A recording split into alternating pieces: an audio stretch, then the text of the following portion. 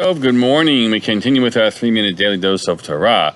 The past 2 days, we're looking at issues of hechsher kelim, of koshering vessels, and that were used for not kosher purposes, derived from the story of the battle with the Midianites and the taking of their possessions, which included their cooking utensils.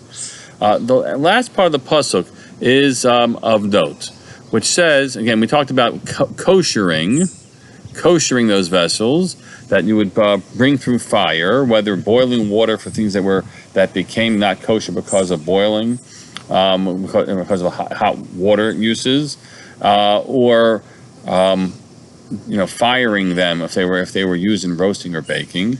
The end of the pasuk says, "V'chol asher lo yavo ba'esh taviru b'mayim." Anything which did not go in fire, bring them through water.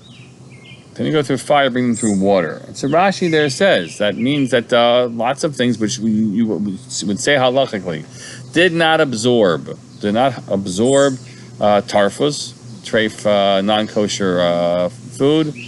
So then all you need to do is bring them through water. What type of water are we talking about? And the answer is a mikveh. And this is the source for the halacha that says that things that were in the possession of a Gentile, food containers, food utensils that were in the possession of Gentiles, perhaps produced by Gentiles, require this act. It's not about koshering. It's a separate discussion about needing to render them purified. And it's a complicated halacha, right? And to some degree, it sits uncomfortably for us when we think about it that way.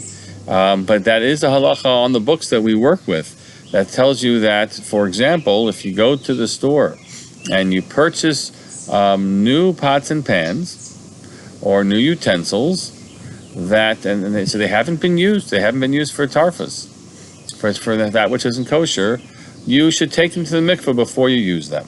Metalware is a Torah obligation. Glassware is a rabbinic obligation. And that's what people do. I have a recollection of my own newlywed days, especially just when Susie and I had gotten many wonderful wedding gifts. I lived in an apartment on 235th Street, just a block and a half from the mikveh. And there's a kelim mikveh. It's a separate mikveh. Those of you aren't aware of that. Separate from the immersion mikveh for bodies, right? Because people don't want to have vessels, especially glassware, going into those spaces. Those separate kelim mikveh.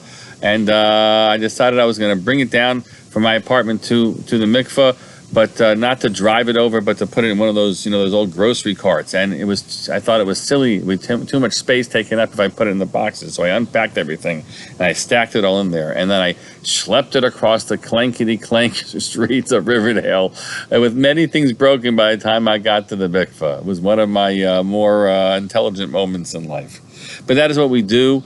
That's a practice that we have, that things that we do tefillas kelim. And if anybody has any specific questions about that practice, feel free to reach out. Have a good day.